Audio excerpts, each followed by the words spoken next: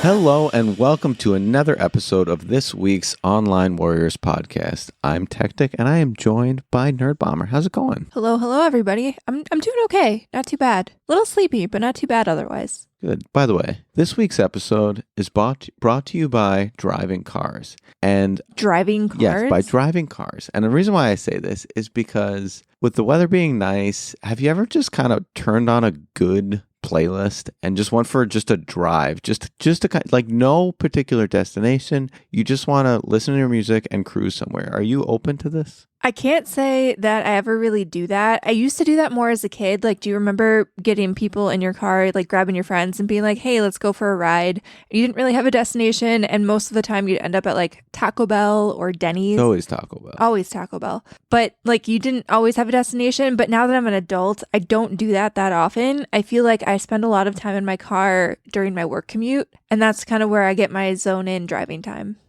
I'm going to let you in on a little secret.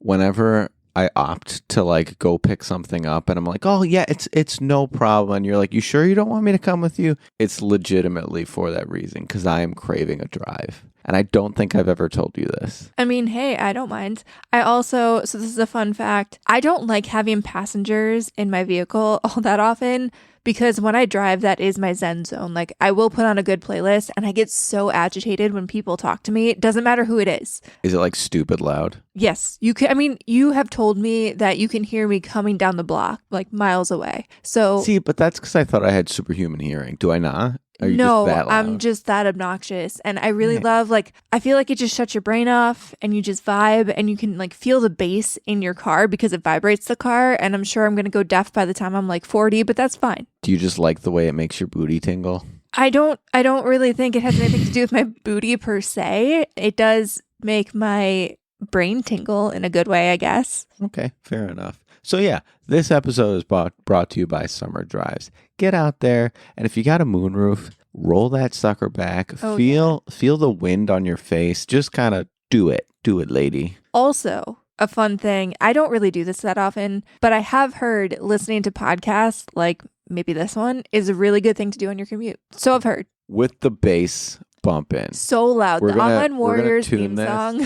So that it's boom, boom, boom, boom, boom, boom, boom, boom, boom, boom, boom. It'll be great. Your neighbors will love you. We're not going to talk about driving. We've got a movie, TV, game packed show for you today. We've got some news about Mortal Kombat. We've got some Spider-Man news. We've got some Zelda news, and we have some Assassin's Creed news. So, do you have a preference which one you want to get started with? I'm going to leave that up to you. You're doing leading the charge today, so I'm going to let you pick. All right. I'm going to start with Mortal Kombat. So it was announced that Mortal Kombat 2 is coming, and it is set to release October 24th, 2025. So pretty soon. The trailer focused on the introduction of Johnny Cage. And if you love a kind of brash character where literally his special is punching you in the nuts, we're going to get that. At least fingers crossed, I hope that one of his finishers is the old nut punch. But it was cast as Karl Urban. I don't know how I feel about that. Johnny Cage, and like, I get it, you can dye someone's hair.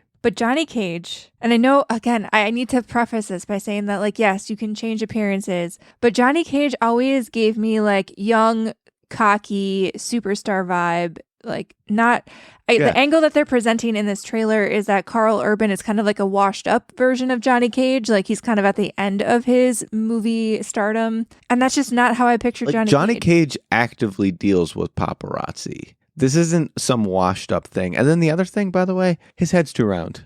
I wanted a long-faced Johnny Cage. Yeah, I don't know. Something about Karl Urban, like if you asked me the perfect fan casting for Johnny Cage, I honestly couldn't give you an answer right this second, but I would see something more like Glenn Powell would be a better fit for Johnny Cage at this moment than Karl Urban. And I love Karl Urban. Don't get me wrong. Like, don't get this twisted. Karl Urban is great. It's just not who I would have cast for Johnny Cage. If their goal was older, more washed up actor, I would do Brad Pitt, but Glenn Powell's too nice. He's got a nice guy face. You need a bit of a douchebag. And at least Brad Pitt would sort of fit with the approach that they were doing on the storyline. But either way, the sentiment is the same. We need a douchey guy that's a natural blonde. We like blondes here. Well, this is a little bit of like a tangent, but I always felt the same way. So I love Hunger Games, and I do think Josh Hutcherson was a perfect Peeta Mellark, but the dye job was a little sus in those movies because Peeta was supposed to be blonde and like he wasn't. And I get that they were in, a district where they were poor. I totally get that. And like they obviously didn't have highfalutin salons like they did in the Capitol, but like his hair, I did not buy that he was a natural blonde, and that bothered me. And it still does. And I love those movies and I love him in that role, but the dye job was sus. And in much the same way, this dye job is sus. As somebody who has dyed their hair in the past, that is my 2 cents. Agreed. I couldn't agree more. But that wasn't the only casting. There was actually some pretty good casting. Like we're seeing the return of Scorpion and Sub-Zero. Those were fantastic casting. We're getting glimpses of Katana. Fantastic. And Jade. Exactly. And I'm super excited. But most importantly, Shao Kahn and Baraka. Those are the two, at least on the bad guy side, that I was really excited to see. Baraka, if you don't know, was the guy with the spiky bits coming out of his wrist and the many, many teeth. He is just a fun character. He's kind of like melee-y and ravenous. His teeth looked a little jarring, but all in all, very cool character. And then Shao Kahn, that is the big bad. And at first, I have a confession to make. At first, I looked at Shao Kahn and I said, they made him look scrawny. But then I looked who's playing Shao Kahn, and it's an actor named Martin Ford, who is a gigantic bodybuilder. This is an intimidating force. So I'm very excited about the level of fierce and size that he's going to be able to bring to the character. I'm also, and this is probably a hot take, but I didn't hate the first Mortal Kombat movie. I thought it was fun. I understand that people didn't love Cole Young as a character because he was an original character for the movies and they wanted a little bit more fan service, and I totally get that. I hear you. But Cole Young and also Kano are in this trailer, which means they're also making a comeback. And I could have sworn, and this is a spoiler if you haven't seen the first movie, if I'm correct, I could have sworn Kano died, but he's there, so I guess not. But I didn't hate Cole Young. There's a lot of speculation on the internet that he's going to get killed off at some point in the sequel movie. They were hoping that he would get killed off in kind of like an interim so that you start the movie with him being killed off. But he's in the trailer, so he's going to be present for at least a little bit. And if you don't remember, at the end of the first movie, his goal was to go find Johnny Cage. So clearly he has succeeded there. I kind of hope they keep him around. I don't know. Too. I didn't hate the character. I think there's more meat on that bones. I mean, to not like him because of nostalgia reasons is, I think, a poor reason. And especially when, there's a whole franchise of games that can continue to lift up this character. Don't cut bait yet. Please continue to develop him. And I also think, in addition to, quote, developing characters, we're going to get introduced to more than what we saw in the trailer. So keep building this group. I mean, with the introduction of Katana and Baraka, you can only expect to see Melina, who is like the clone of Katana, and she has like the Baraka face. That's she's scary and awesome. And I love the bad guys on Mortal Kombat. I hate to say that I always play as the bad guys, but that's me. I think the characters are way cooler. The designs are more fun. Well, I think the fatalities for the bad guys are also a little bit more gruesome because the bad guys are usually they're horrific. Yes, thank you. I was trying to find the right word, but they're not humans essentially. And so they have more brutal fatalities and more brutal moves and more brutal powers, and they're usually some form of supernatural. So they are inherently a little bit more fun to play as if you're into the brutal side of things. The other thing too is I think they are listening to the fans a little bit because there was definitely some fan service in the first movie, don't get me wrong. You had Scorpion, you had Sub-Zero. You had a lot of those characters make appearances in the first movie, but it just feels like in this trailer alone, I feel like we got more fan service packed into the 2.5 minutes that we saw in this trailer than maybe we got in the entire first movie. And I'm not criticizing the first movie, but I think they're just signaling hey, we hear you. You want more being pulled from the games. We're going to give that to you. Even down to the fact that they showed, I don't know if they did this in the first movie trailer, but they literally showed us a fatality type move in this second trailer, which I feel like is pretty bold. I feel like they kept that kind of like for a surprise in the first movie. I don't know why. It was more of a moment. So I think they're showing like this is really going to lean into what you want more from the game. And we are going to get the same like discovery of powers that we got in the first one. So it is going to be a very similar story arc. I feel like in the trailer, there was a heavy focus on the fact that Johnny Cage doesn't have powers. He's just this handsome guy. Well, he does have powers. They're basically like energy key powers that comes from like his bloodline. And he's going to discover that. So we're going to get the similar story that we got from the first one, a bigger cast and crew. This is going to be big. I'm excited for it. Some of the fatalities did look a little CGI-y, but I don't think you can get around that, though. You're cutting a person in half. Like, what do you expect? I don't know. I'm very excited about this. We should Rotten Tomatoes. I'm going to make you Rotten Tomatoes while I talk this. Rotten Tomatoes, the rating for the first movie. But a lot of people told me the first Mortal Kombat movie was bad, and I ended up really enjoying it. Obviously, don't hate the original characters either as much as everybody else seems to. I thought it was fun for what it is. It's a video game adaptation, and it was fun. And so I'm very excited for this movie too. And I think it's supposed to be a trilogy. Like, I want to say that it was either the writer or the director basically said that the first Mortal Kombat was supposed to be before the tournament. The second Mortal Kombat movie would be during the tournament, which I think is what we're seeing now. And then the third movie, if there is a third movie greenlit, will be like post-tournament Mortal Kombat stuff. So the tomato meter gave it a 55%. Are we talking critics or audience here? Critics is the tomato meter. Okay, we don't trust them. The Tell popcorn meter, the audience, 85%. See? That's what I'm telling you. It was a fun movie. Like, also, what are people expecting? And this is going to sound bad, and I don't mean to set the bar super low, but it's Mortal Kombat. What are people really expecting from this movie? Like, it's going to be campy. It's going to be gory. It's going to be violent. It's going to be fantastical. It's supposed to be fun. Like, don't take it too seriously. I beg of you. If you haven't watched the first Mortal Kombat movie in this reboot, definitely go and do that because I thought it was fun. Don't take it too seriously. Agreed. Enjoy it. And we're going to see this come October 2025. Oh, you bet. Like, I think I put off seeing the first Mortal Kombat movie for a while just based on like word of mouth. And I really regretted it. I enjoyed it. So we will be maybe not first in line. I don't think I'm like a midnight release Mortal Kombat type fan. I don't think that's me, but I will definitely be seeing this like ASAP. This next topic that we're going to discuss is pissing me off. I am so sick of this. So in an interview with Kevin Feige, he says, quote, Sony has told Marvel to stay away from Miles Morales. And aren't we getting so tired of the same song and dance? I mean, we've seen, and granted, there were some good movies that Sony has made. I mean, Venom did pretty well, but Morbius did terrible. And I just want there to just be friends. Say, hey, you can do whatever you want. We're going to do whatever we want. Stop gatekeeping characters. It's very frustrating. I'm going to have a hot take here. And I think that in this instance, Sony may be correct. So they're coming off the Spider-Verse movies, the animated movies, and I know it's not quite the same, but like the animated series is very, very good, critically acclaimed, and we're still waiting on the third movie to come out. In fact, I think there was news in the last like week or two that it got delayed and it won't be coming out now for like another additional year past when it was supposed to come out.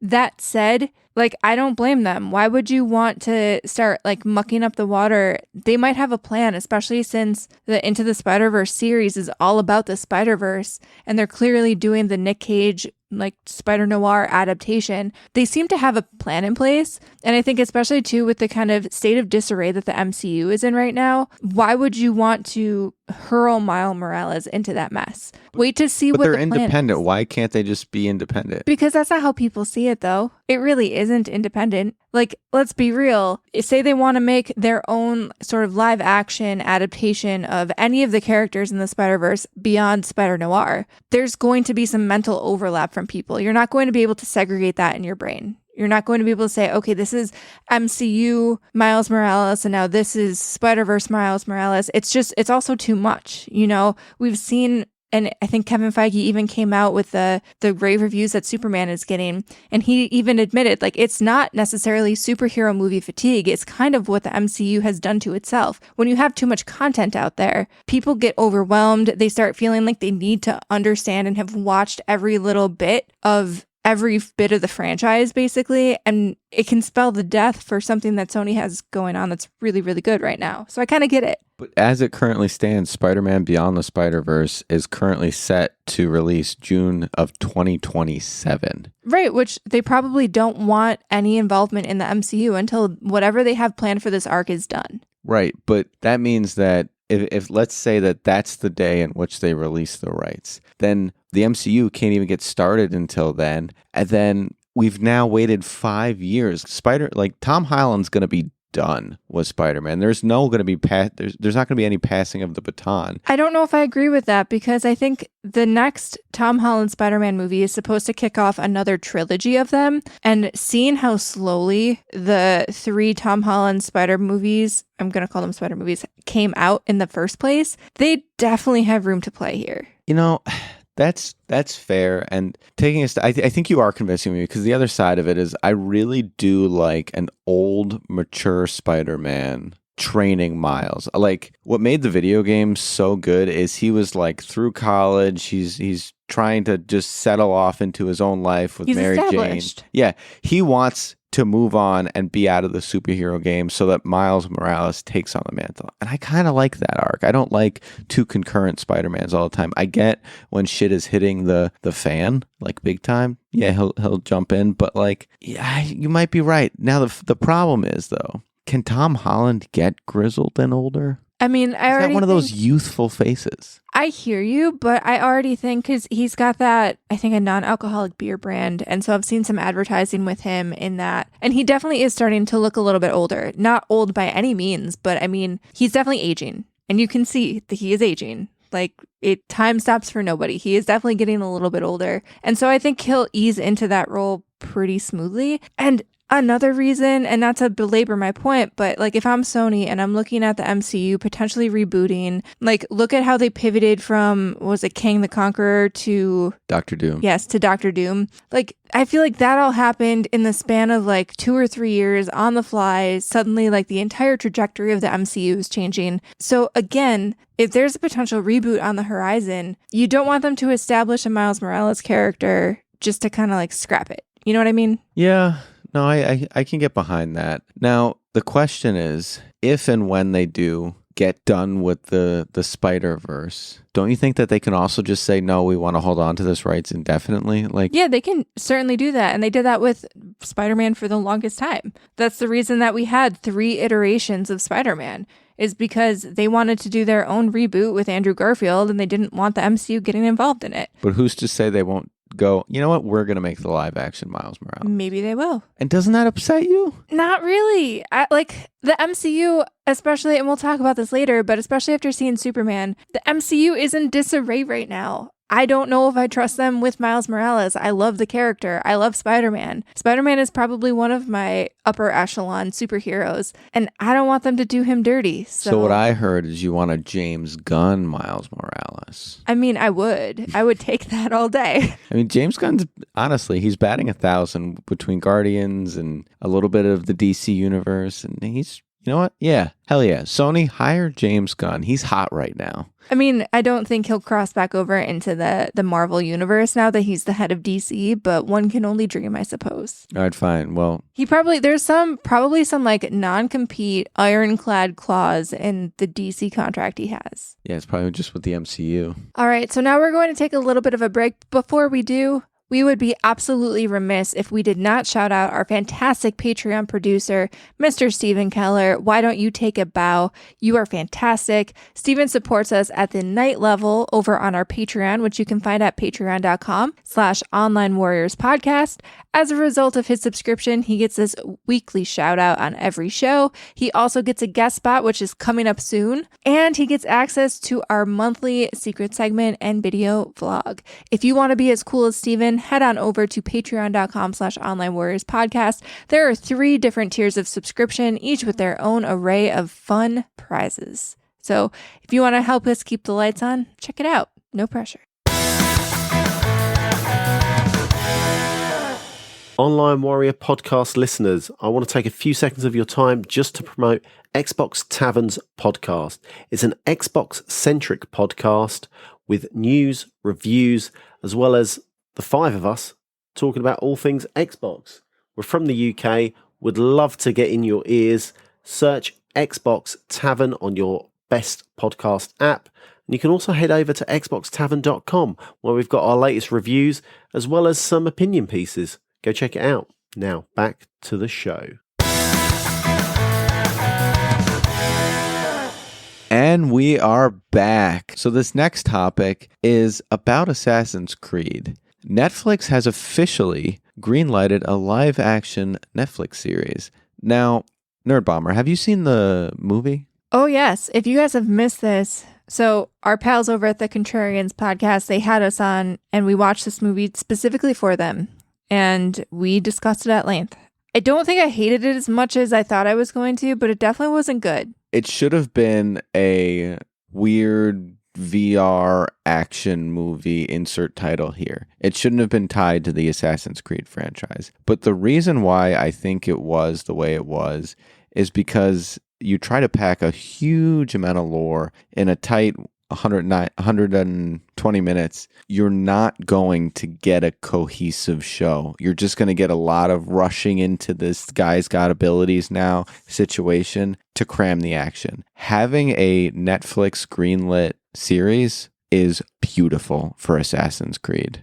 I couldn't be more excited about this. And based on the news that we're getting, the team working on it has been fans since 2007. It'll be worked on by Robert Patino and David Weiner. They have been fans on this forever, and I think the show is in good hands. Sometimes, and this is a hot take, sometimes I don't know if being a fan of something, though, makes you the right person to adapt the series. This is a super hot take. I'm channeling my inner illegal here to try to give some, like, contrarian takes because, you know, we talked about this on the Contrarians. Right, but, like, these are people that have worked on shows like Sons of Anarchy, Westworld. Okay, those are bangers. All bangers. Certified bangers. That's Roberto's portfolio. The one, David Weiner, is a little bit like he worked on Halo, which that wasn't well received. That was really bad. So like that makes my trust completely plummet. I don't know. I struggle with this. The movie adaptation was so bad that this has to work. And I think with it being a series and you having as long to run through it, I think it gives them the opportunity to fully flesh it out. And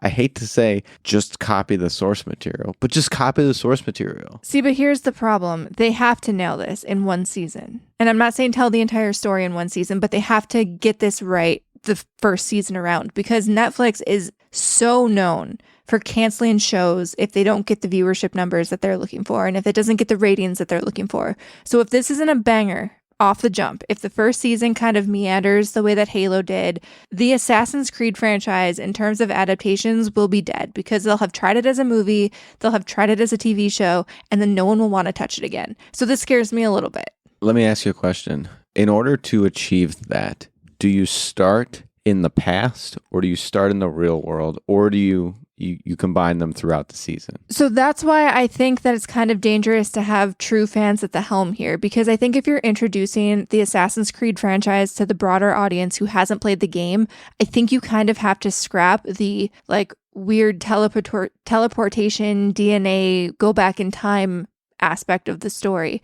Everybody I know who has played the games for the most part could not really care less about the modern storyline. Because it's all dialogue. Well, everybody wants to play and they're really invested in the like historical storyline. So I think if you have a super fan who gets mired in all of the modern day storytelling, the show is going to fail because it's going to be too convoluted for the non-gamer fan to pick up. No one's going to know what's going on. Like, that's what happened with the movie. I think you have to have somebody who's willing to be like, okay, we have to cut bait with that. I get why they did that in the game and only do the historical storylines. And you go through that entire trilogy of games, the initial trilogy in the historical storylines. And then maybe from there, if it's successful, then you can start to dabble in all of the additional offshoots of the Assassin's Creed franchise. And you can have the additional characters maybe have spin-off series or something like that. But I think you have to just have the Ezio, correct? Yeah. The Ezio storyline from the past, and that's it. I you don't do disagree anything with else. disconnecting them. I think you open with it. No, I think you never do the modern storyline. I disagree. I think that the solution is season 1 is entirely the period piece, the first game, and then the opening in season 2, that's when you introduce, because people didn't like the modern storyline because it was all dialogue. Well, dialogue works great when you're not just a player trying to rush to get back to the action. This is why people like television, because they like dialogue in that medium. It actually, in my opinion, is better suited as a series than a video game. So I'm going to give you a current modern day example. So The Last of Us is a huge video game franchise, but it became an even huger, in my opinion, adaptation because a bunch of people who never played the game are now watching the show. This is a bit of a spoiler. If you haven't caught up on the season, close your ears for like 5 minutes. They ended season 2 of The Last of Us saying we're going to move away from Ellie, which is the character now everybody has followed, and we're going to follow this new character, Abby. And people got pissed. So you can't have the first season tell a historical storyline and then say, okay, psych, put that on hold. It's the same character, though, 1. And 2... Not really, though. When you're playing these games, the historical storyline, like, you're playing the historical character. The Last of Us proves my point, though. But people got mad when you pivot away from the story that you're telling and try to do something like it's timeline. the same story. I hear you, but people still got mad. So I'm saying scrap the back and forth. Just tell the main story. It is the same story. Well, let me finish. And why I'm saying The Last of Us proves my point. The Last of Us was so well received because of all of the dialogue options, because of learning the reason why the things are the way they are and why you're doing what you're doing. People got pissed in the second game as well because of the back and forth. But people fell in love with the characters because of their history. A lot of people on the internet did not like Abby specifically because they switched away and changed perspectives in the game. Like, it was highly contested. But in Assassin's Creed, they didn't like it because it was boring. It wasn't because of the switch away. I don't know if it was just because it was boring. I think people didn't like it because it was convoluted and nobody cared because all you cared about then was the past storyline. So then what's the assassin's motivation? What do you mean? They're part of the, assassin brotherhood. The modern day storyline is really just the modern people going back in time to figure out. Rediscovering how you don't need that. You don't need that. And I'm telling you, and this is me proving a point here, you are too close to the franchise. You are a fan, and you're like, I need this. And I just prove you don't need that. You don't need that. Currently, where it stands, if anyone's keeping score, I have been proven wrong 2 out of 2 times. What can I say? When I'm right, I'm right. I'm going to leave it at I don't disagree with you that it would make a better storyline to go through the period piece. However, how do you go from I'm just going to pick a spot. How do you go from Egypt to then the revolution? Okay, so the entire modern day storyline is you going back in time to relive what the Assassin's Brotherhood expanded to. And I say brotherhood lightly because like the Vikings, you could be a female, like in the later games, you could be a female character. Wait. So historically that happened. Yeah. Why do you need the modern day tie-in? You don't. You just have an option. But how do you jump from these massive jumps in history? Like, why are we covering? You show the birds, because I feel like there's always a bird. You show the death of one assassin, and then you just have the bird morph into the bird in the next timeline and be like, and the assassin's bloodline was carried on in Egypt. Like, you're overthinking it because you're too close to the series. You don't need the modern day storyline. Literally gives you almost nothing. It just explains the Assassin's Creed like DNA passed down or whatever. Saying basically have a fade out and say this thing sat here for 200 years to be picked up and blah blah blah. Well, yeah, I mean you can even sort of explain that when you're giving the lore drops for the characters, like in the Ezio establishment of that character, you can explain. So you think each season should have basically a Star Wars intro, like no, 200 years have passed. I don't think you need to be that on the nose with it. But I think once I don't hate that though. Once you establish, yes, I would have been in. Once you establish how the assassin's bloodline or DNA or whatever is passed on through generations, then you can just be like, okay, and that person died, and now we're moving on. You can just be like, flash like 200 years later in Egypt. You know what I mean? I prefer the Star Wars thing. If you just said yes, I would have been in on that. But then you pivoted to the 200 years later SpongeBob. I'm not, obviously, we're not going to have like a coral reef background here, but I think you could just do like a quick fade in, or like all of a sudden you see like Viking baby born, and the Viking game is the one that I played the most of, so that's why I keep going back to that. But you just show like the Viking baby being born, and it's like, oh, and now this is the new assassin. Woo. Following question. Do they have eagle vision? Yeah, that is. So again, this is me being a fan, but like, of course. Of course. Explain to me how that actually works. Like, I get it as a game mechanic because it allows the player to kind of get a god's view of the situation. But in a story, eagle vision makes no sense. I don't think they necessarily have eagle vision, but I think they have an eagle friend. And what does it go? Me me me me me me me me me me me in his ear when it? I don't think so, but I think that you can have like the overhead eagle or bird or what have you, and it can like signal, like swoop down or do something. I think there's a way. You have to have the birds maybe involved. Circle over the target. Yeah, like I don't think you have to make it as like supernatural cheesy as like I can see through the bird's eyes, but like you can make the bird sort of like their familiar that can help them. All right, so they scrap bird's eye, they scrap the future, and you're in. I mean, all I want is just focus on the historical. However they want to handle the birds, whatever. But yeah, scrap the future stuff. Or I guess the modern day stuff. We don't need it. Too convoluted. Axe it. Last thing, Hey Drop's got to be in there, right? Oh, of course. That is iconic. You're shredding everything. I was like, I don't wasn't you get rid shredding of my Hey anything Drop. except the modern day storyline, which everybody, let's be real, button mashes through that shit anyway. Every time I got to the modern stuff, I was just like, hey, let's go. Let's speed this up. Let's keep going.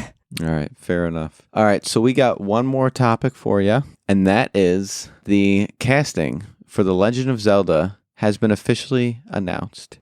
Zelda is Bo Bergensen, and Link is Benjamin Evan Ainsworth. These are very young-looking people, so it kind of limits you to very few games in the franchise in which it's going to be based off of, in my opinion. It's got to be the original 1986 Legend of Zelda video game. That's what it's got to be based on, because this is the perfect entry point. There's not any convoluted stuff, and it's just standard. Link arrives to Hyrule, has to save Zelda from Ganon, and he's got to collect the 8 fragments of the Triforce of Wisdom. Boom. Classic Zelda. That's what they got to base this on. So I'm the freak who has never played a Zelda game. I tried Breath of the Wild, bounced off it. Maybe someday I'll go back. But yeah, I haven't really played any of the Zelda games. And so my question here, and I guess what I really want to know, I always was under the impression that Zelda and Link were an item, and they cast children for this. So like, why? That's just really, I don't know anything really much about the Zelda franchise, to be totally honest. I mean, he is a young swordsman when it gets started, and he builds into this great warrior over time. And like, I do get that, because obviously this is going to be a huge franchise. I know I haven't played it, but I understand how big of a deal Zelda is. I really do. So I understand they're establishing an IP and a franchise here that is going to stand the test of time. At least they hope it probably will. And you're going to have many movies, and it's going to be like a epic length saga. I'm pretty sure they probably want this to be something akin to like the MCU or like Hunger Games trilogy kind of deal, right? Where it's going to be several movies over the span of years. So they want these actors to be able to age up with the role. So like, I get it. I get why you start young. You don't want them looking like they're 50 years old, because I don't think I've ever seen Zelda and Link looking like they're 50 if you cast actors who are a little bit too old. I do agree with you that I think it's going to be a trilogy. I think it's going to start with The Legend of Zelda, and then it's going to go into Ocarina of Time, and then it's going to go into Majora's Mask, which is the last one. And the reason why I think it's going to place that route is because Majora's Mask has been touted as the best Legend of Zelda game of all time, but it's also kind of the creepiest, in my opinion. And so you have to build up and get this story darker and build up that audience to be ready for what I think is that story arc. And this is going to be great. I think it's tough for me to mentally place the actors into these roles, because like what Link and Zelda look like is so heavily ingrained into my brain. and brunette. That's also a bit of a struggle. And you know how I feel about brunettes playing blonde people. As we've discussed. But I mean, if they do it right, if they don't just give them frosted tips, it should be okay. I do wonder, though, if they're going to then milk this to where it's bad. That's the only thing that gives me pause. This is such a big franchise for Nintendo that I don't think they would let that happen. And maybe that's just me being optimistic and idealistic, but I really don't think they would let that happen. I agree, because there's a lot of importance is put on pride and quality over what is capitalism. But they care about the quality of their IP, about what's being released. And I think this is going to be done carefully because of that. Now, it hasn't been announced who's playing Ganon. Who is your fan casting? I couldn't tell you because, like I said, I have no idea who Ganon is. I'm so sorry. You are carrying the team on this one. I'm sure if Illegal was here, he might be able to help you out. Or Steven is probably rolling over in... he's alive, so I don't know what he's rolling in, but he's rolling over in somewhere because I have no opinion. You showed a picture to me, and that still doesn't help me because when you fan cast someone, and this is very important, and this is not just Zelda, but when I am like mentally fan casting someone, I need to know the character's vibe.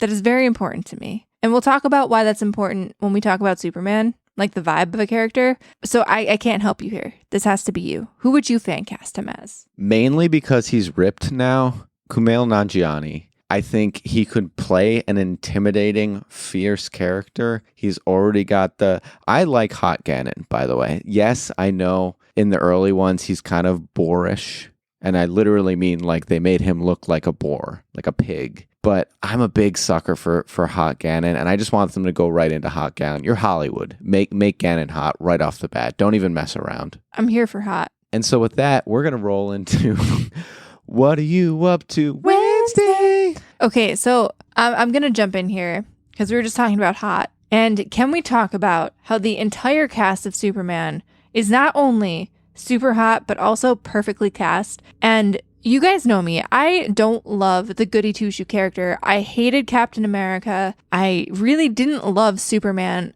up until like the Snyderverse Superman where he was super dark. Everything, like he just felt like a little bit too much of a goody two-shoes. But something about this new James Gunn Superman movie has me hyper fixated. Everything was perfect. I absolutely love it. Superman felt like a real character. He wasn't too idealistic. Like he was very innocent and really just wanted to do good, but it didn't come off in an inauthentic way. It actually felt just like he was hopeful and that he just wanted to be a good person.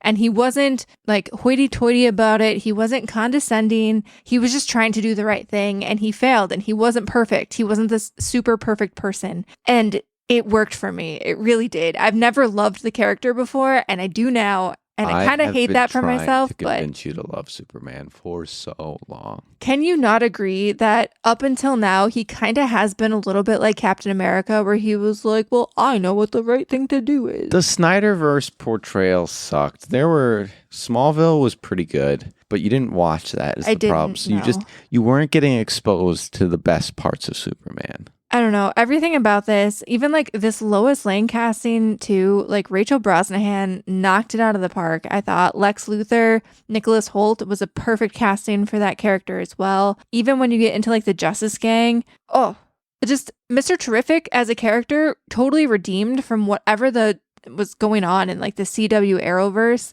And this is from somebody who actually liked the CW Arrowverse shows, but like I think once I got to a certain point, a certain season in Arrow, which was maybe like season 3, like I stayed with the Flash longer, but after like season 3, I felt like Arrow really dropped off, and I felt like Mr. Terrific and all of his, like the merry gang of superheroes that Arrow had assembled around him just kind of felt like kind of cheesy and corny. And I love how Mr. Terrific was redeemed in this. I don't want to give spoilers, but like he was just such a badass and so cool. And I could gush about this movie for ages. The soundtrack, like Punk Rocker, is now on my like summer playlist. I can't get it out of my head. It was so good, and it was so like hopeful. And even like Crypto. Can we talk about Crypto? I get it was a CGI dog. People were pissed about that. Crypto CGI dog based on a real dog though. It's based on James Gunn's dog. But like Crypto was fantastic. I loved Crypto in this.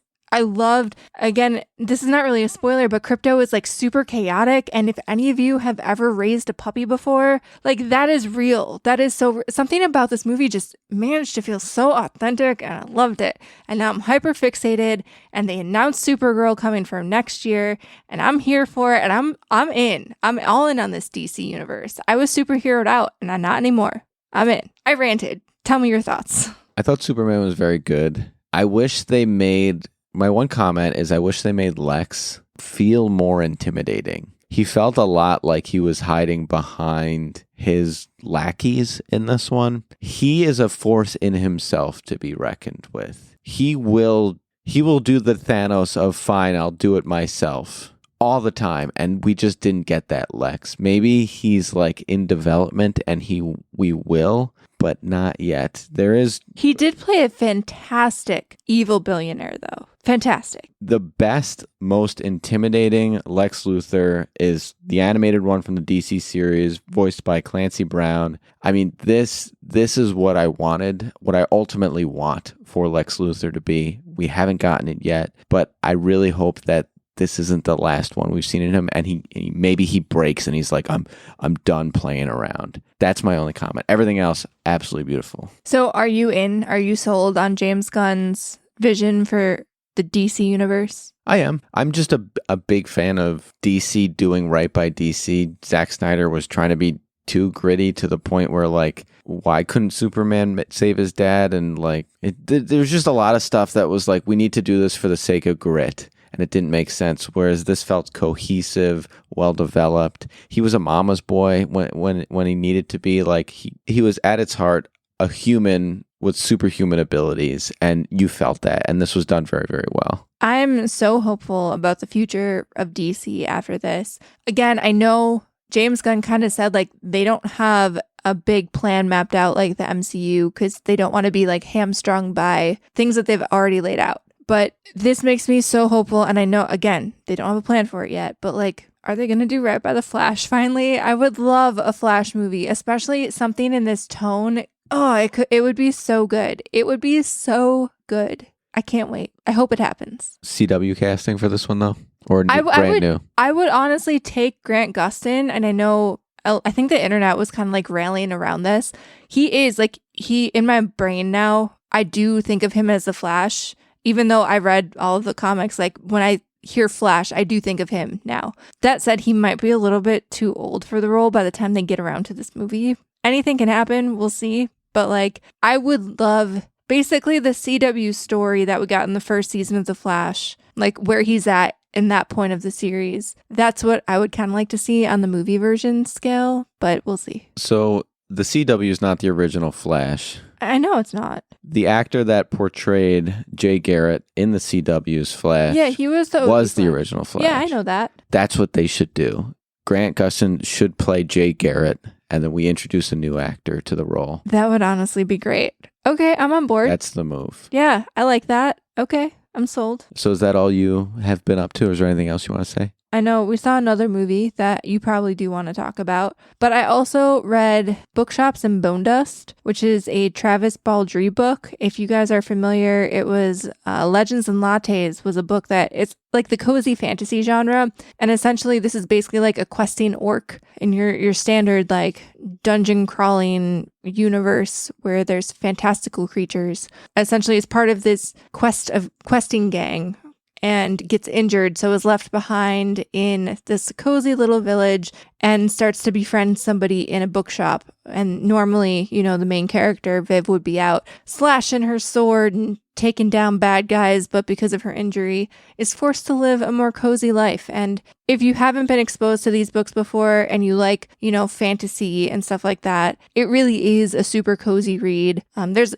a very small bit of action, but for the most part, it's just kind of like what is going on in the villages when like your main characters would normally be going on a quest. And I kind of love taking that step back and looking at that. I like that. Yeah, it's great. So definitely recommend. All right. So for myself, we watched F1. I thought this movie was going to be just like a love story to Brad Pitt, just very fan service. That's the vibe I got, but I was honestly surprised. This movie was very good. So the premise of this movie is that there's this team that's on just a crazy losing streak. They're at risk of losing all funding and being kind of sold for parts, basically. And in a last-ditch effort, the owner of the team reaches out to Brad Pitt, who's kind of an ex-driver, and says, "Hey, can you be on my team?" And it's the story of some cocky, arrogant old driver working with some cocky, arrogant young driver, basically, to see if they can make it. And it's just there's heartfelt moments, there's bonding moments, there's just edge of your seat racing scenes. The first hour and a half were absolutely fantastic. The last half hour, I think they tried a little bit hard to like find a villain that I don't think was necessary. I think you just could have had a good story without it. But all in all, it was a solid movie. I'd give it a solid 6.5. The cinematography at some points in this was insane. And like, I don't know, I have obviously played a lot of racing video games, but there was something really cool about, that there was a camera plopped in an actual F1 vehicle as they were going around a real course. And it was just, like I said, really cool cinematography. I'm not super into cars. I'm just going to cop to that. But I was getting really invested. And even they showed a lot more behind the scenes than I thought. I thought they would be focused primarily on the drivers, but they also focused a lot on how the cars are actually built and kind of the science and engineering that goes into, how they make those components, and then even how those cars have to be qualified with those new upgrades and components over the course of the season. Yeah, that was interesting. And I don't think I've ever really been invested in F1, but I thought that was super eye-opening to me and actually made me a lot more interested in the sport, because in my opinion it was always just you buy a car that one of the sponsors gives you, you hop in, you drive your best. But not only that, but the teamwork too. They've really emphasized throughout the entire movie how it's not just the driver out there. They're working with their team to analyze the track and analyze the tires and figure out the best strategy and work with the other driver on their team. And I guess I just never considered any of that. And it was just really interesting. And now it did make me a little bit more interested in F1 as a sport altogether. So we're going to start watching F1? I don't know if I still have it in me to watch cars go around in a circle. And I don't think they're going to give me that driver cam that they showed me in the movie. So I don't know if I would be that invested. But I definitely will keep a little bit closer tabs on it, for sure. I think it is, and if there's a NASCAR fan out there, they're going to come at me. But I do think it is definitely more interesting than NASCAR. I think it is it's a higher elevation of racing. I think the cars are just a little cooler. bit... They're rocking. They're just way cooler. They're superior. And I feel like even the driver's reaction time then has to be so much more on point. And even when you're looking at the tires, and I know this is applicable to NASCAR as well, but I feel like the tires are also just very different. So I don't know. And also, I kind of agree with you about how like the back, half hour or so, the movie did fall apart a little bit on me. If you haven't watched the movie and you plan to, close your ears for like 30 seconds or so. But man, Brad Pitt's character really fumbled the baddie. Yeah. Women in STEM, gotta love them. Yeah, agreed. Just say, maybe he was not interested. I don't know. Bad move, Brad. Bad move. With that, we're going to close it out. But before we do you have anything you want to tell the listeners? No, get out there, watch these movies. If you're on the fence about them, I would say definitely worth watching. Read the books. Go for a walk. Look at the blue sky if there's blue sky by you. If you're in the Southern Hemisphere, I think it's winter for you, so maybe stay inside and play some video games. But yeah, just have a good week, everybody. Have a good week. All right. So thanks for listening. And in the meantime, stay safe and keep on podcasting.